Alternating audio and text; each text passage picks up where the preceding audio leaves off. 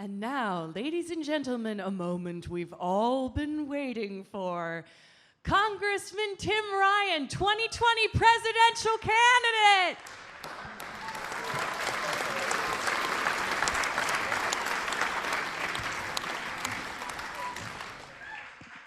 Thank you. Appreciate that. I'm looking at the audience, you know, because we try to read the audience when you're giving a speech. And I'm amazed at how this looks like the high school class, and there's absolutely no one sitting up front. I'm honored to be here. I'm so excited about what all of you are doing in so many different ways around the country. And I just want to talk to you a little bit about us having a different conversation in the 2020 election. I want to talk to you about the future, which is yours more than it is mine. I want to talk to you a little bit about some of the structural issues that we have in the United States that we've really failed to address in the last 30 or 40 years. And I hope that we can leave here being a little more energized about what we can do together. This country's divided. It's been divided for a long time. This is nothing new. But if we are going to move forward, we've got to come together. And that starts with us respecting each other. That starts with us listening to each other.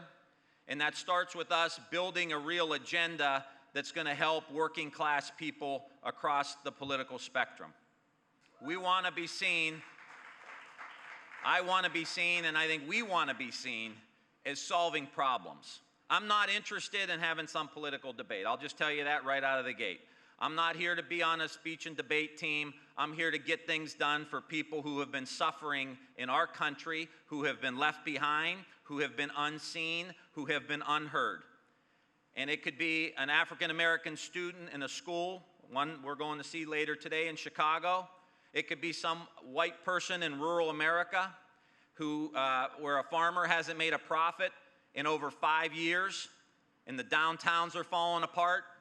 It can be a Latino kid, a dreamer, an immigrant, a refugee. There are people in our country who are not getting advocated for. We hear them, and they will have a voice with Tim Ryan, I can guarantee you that. I want to tell you a quick story. I was home a few months back, and I got married about 6 years ago.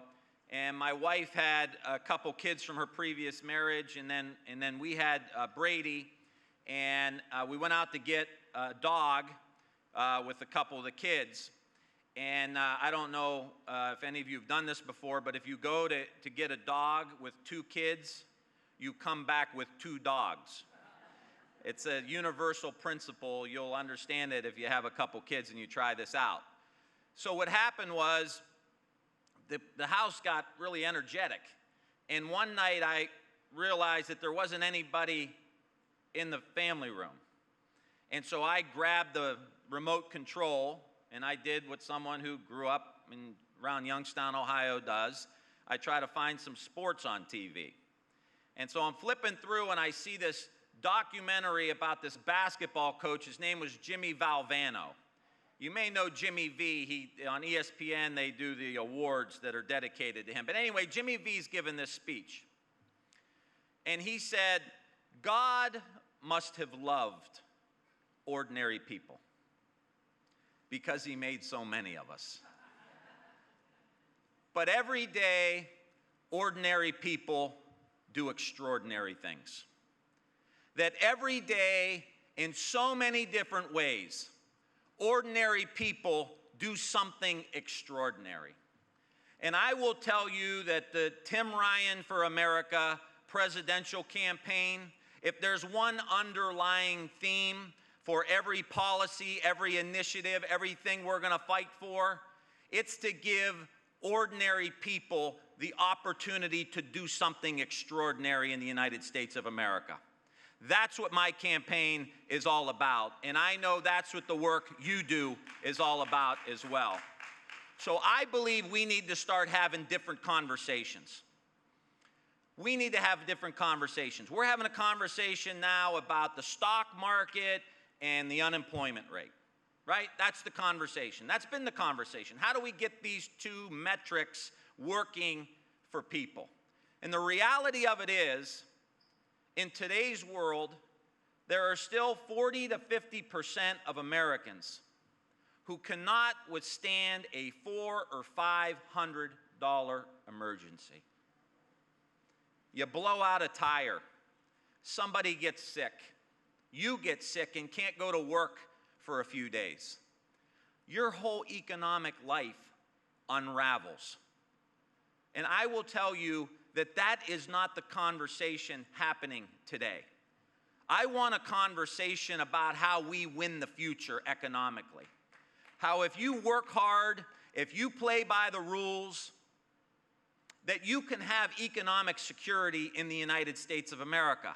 I don't think that is too much to ask for you to have a good, solid, middle-class living.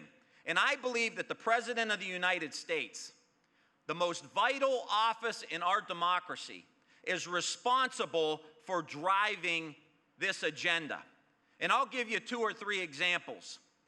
If you look at electric vehicles, today we have 1 to 2 million electric vehicles in the world. By 2030, we're going to have 30 million electric vehicles. I want those vehicles made in the United States. I want the batteries made in the United States. I want the charging stations made in the United States. And I want the investments from these projects to go to the older communities, communities of color that have been left behind for 30 or 40 years in the United States of America. That's what we're going to do. And you look today, I want to do the same thing with solar. I want to do the same thing with wind. I want to do the same thing with artificial intelligence, additive manufacturing, machine learning. We need to dominate these industries in the United States. And if you look today, if you want to look at the economy today, electric vehicles, who dominates that market? Chinese government dominates it. 40% of the electric vehicle market. Who dominates the solar market? Chinese government. 60% of the solar market. We have no agenda in the United States for how we're going to rebuild the middle class.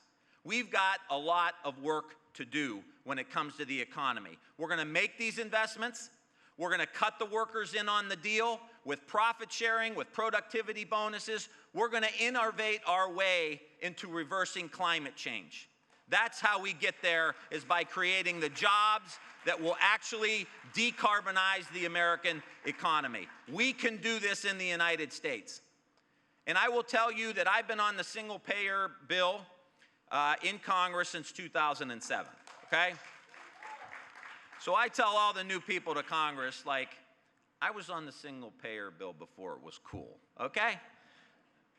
I think it's important that we have some public option for people to buy in the healthcare in the United States. I think it's important that we make sure we discipline the pharmaceutical industry that is taking advantage of sick people in the United States of America. Okay? Now, having said that, I think we are having the absolute wrong conversation in the United States around healthcare. And I really don't want to go through another presidential election talking about health care. The conversation in the United States, in my humble opinion, needs to be about health. It needs to be about us getting healthy as a country. It needs to be about food and the food system in the United States that is making us sick in the United States. Now, 75%, I want you to listen to this number. 75% of our health care costs in the United States are from chronic diseases that are largely preventable. $3 trillion a year. 75%.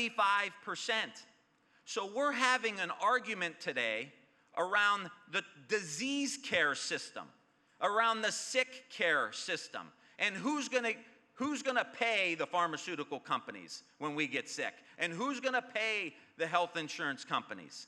That's what the entire conversation is about. But today, we have half the country that has either diabetes or prediabetes. Now, I don't care if it's single payer, private insurance, fee-for-service, VA care, or anything else, if half the country has diabetes, that system is going to sink. So we need to have, you and me, we need to have a much bigger conversation around the health system in the United States of America. We need to actually reverse the system. All of the incentives today are around people taking care of people who get sick. How do we incentivize doctors? How do we incentivize patients? How do we incentivize insurance companies to actually benefit from keeping the American public healthy?